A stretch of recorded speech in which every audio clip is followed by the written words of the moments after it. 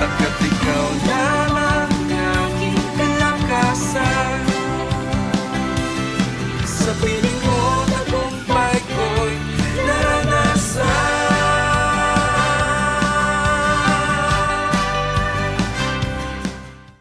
Kamusta mga kapatid at welcome back sa ating araw-araw na pagpapala. Ako po si Joshua Sebastian. Ngayong araw na to, eto po talaga promise. Eto na ang pinakamagandang AAP na maririnig nyo. Na ako nagsabi kasi ang tungkol to kay Joshua. Daddy jokes po yan. Maganda po pag-usapan natin. Tungkol po kay Joshua and Caleb. Alam nyo, makikita po natin dito ang faithfulness ni God sa mga taong ito. At kay Joshua and Caleb, yung kanilang faithfulness din kay Lord. Pabalik. Kaya ito po yung storya nila na nagpunta po sila nilabas nila yung mga tao sa wilderness. Joshua and Caleb kasama po ni Moses. Makikita po natin to sa Numbers chapter 14 verse 6 to 10.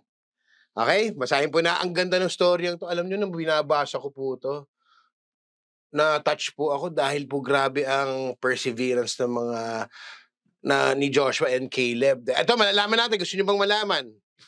Sige po, alamin po natin ngayon. Makikita po natin sa Numbers chapter 14, verse 6 to 10. Okay, let's read. Two of the spies, Joshua, the son of Nun, and Caleb, the son of Jephunneh, ripped their clothing, and said to all the people, "It is a wonderful country ahead." Nako po, parang nakakalito yun, ano? Rip their clothes. Sa Bible, ang ibig sabihin ng ripping of clothes, your mourning. Pero ito siguro, excitement. Kasi, ito pa, set up ko lang yung storya. Nung nakawala na po yung mga tao, papunta sila sa Promised Land kasama si Moses, Joshua and Caleb. Naghahanap po sila ng lugar na malilipatan out of slavery. Kaya nga lang medyo napapatagal. At nag-spy pa to si Joshua and Caleb kung saan sila pwedeng lumipat. Nako po, nakakita sila ng magandang lugar para sa mga taong ito. Kaya lang, etong panahon na to, etong mga kasama ng mga tao, syempre galing sa slavery, maraming pagdududa at mga chok-chok. Mga chok-chok. Pero si Joshua and Caleb po, nagtiwala sa Diyos at nakakita po sila ng magandang paglilipatan.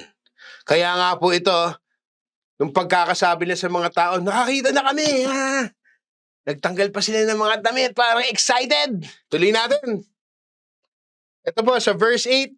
And the Lord loves us. He will bring us safely into the land and give it to us.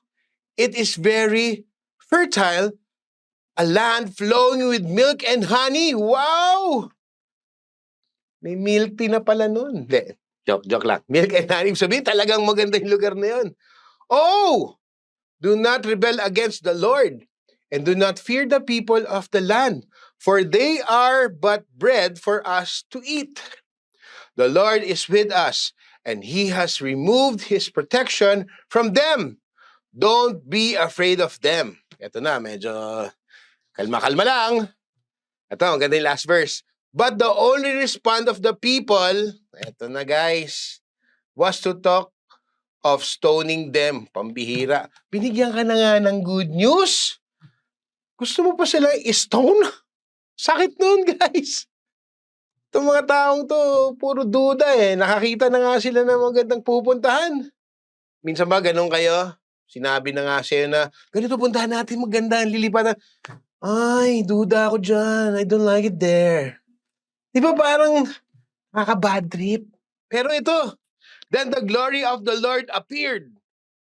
The Lord said to Moses, "How long will these people despise me? Will they never believe me, even after all the miracles I have done among them?" Paano naman napasok dito si Joshua and Caleb? Ito po, si Joshua and Caleb, sila pa kasi yung unang-unang naghanap ng pwede nilang paglilipatan galing sa slavery. Kaso siyempre ako lang, hindi mo rin masisi yung mga tao dahil siyempre galing nga sila sa slavery, sa kung ano-ano na hindi maganda.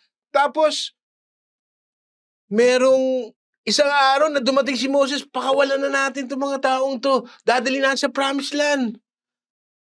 Eh, siyempre naano pa sila, yung doubt pa nila kay Lord, hindi buong-buo. Pero buti na lang, andun si Joshua and Caleb.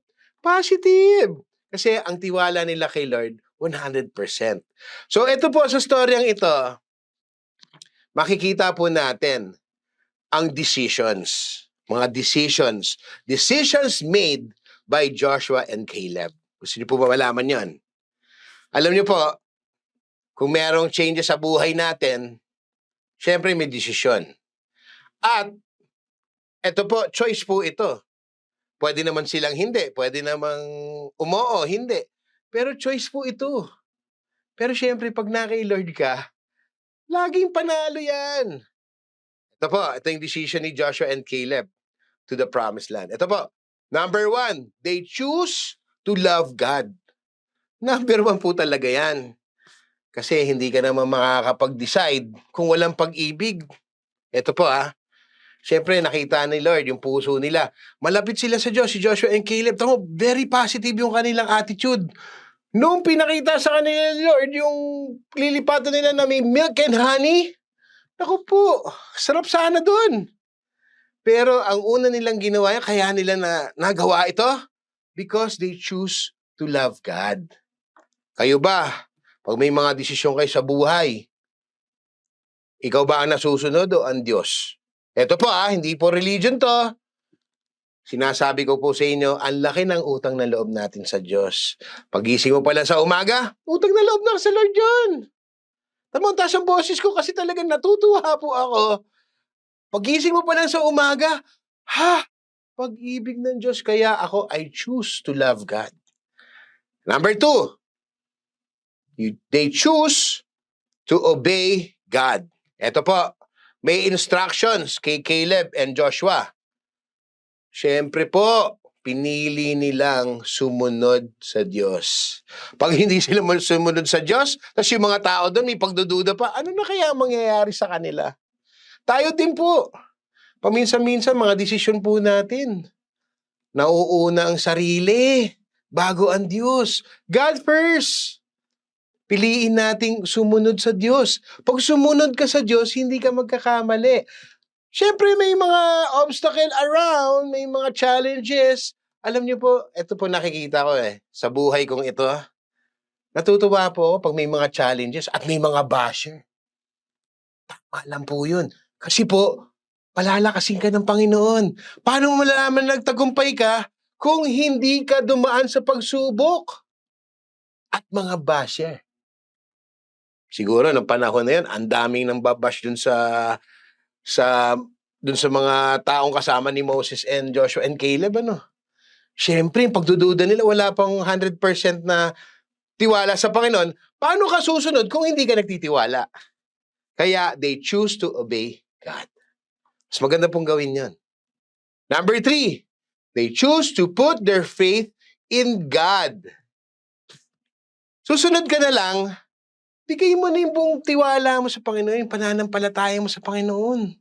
Ito yung faith nila, sa Panginoon lang talaga. Kita nyo, ito nga, kaya siguro nila, nung pag-report nila sa mga tao, sabi, they rip their clothes.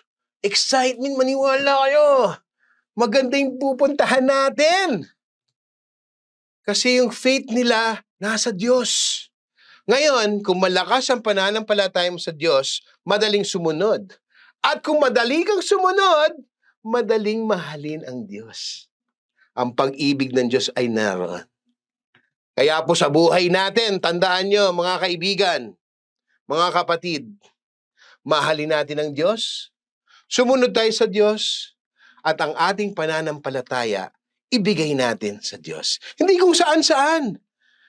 Minsan kasi sa tao tayo naniniwala Kaya lang itong mga taong to, nagtataka din kung paano nila isolve ang problema.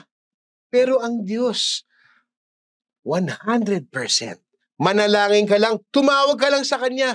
Lord, tulungan niyo po ako. Lord, hindi ko na po kaya. Tulungan niyo po ako. Alam niyo po, ang sagot ng Diyos ay number 1. Kayang-kaya ng Panginoon sagutin niya mga katanungan mo, mga panalangin mo sa buhay. Kaya mahalin natin ang Diyos, sumunod sa Diyos, at magkaroon ng pananampalataya sa ating Panginoon. Kaya po si Joshua and Caleb, very successful.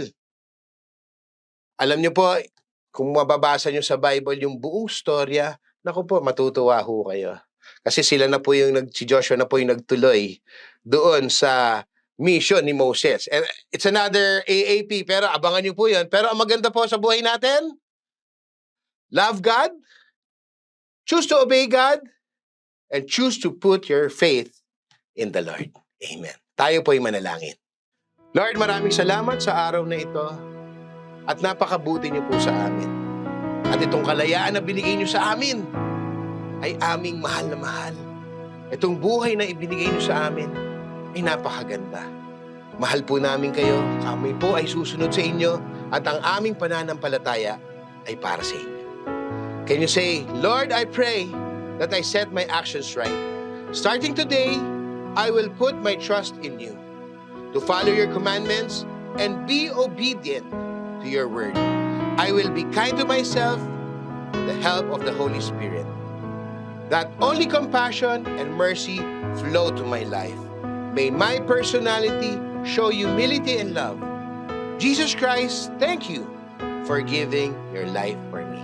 Can you please say this? Say, I love you, Lord. I love my family. Thank you for my life. Say, thank you, Jesus, for giving us the best day ever. In Jesus' name we pray. Amen. Hanggang sa muli po, God bless you. Praise the Lord.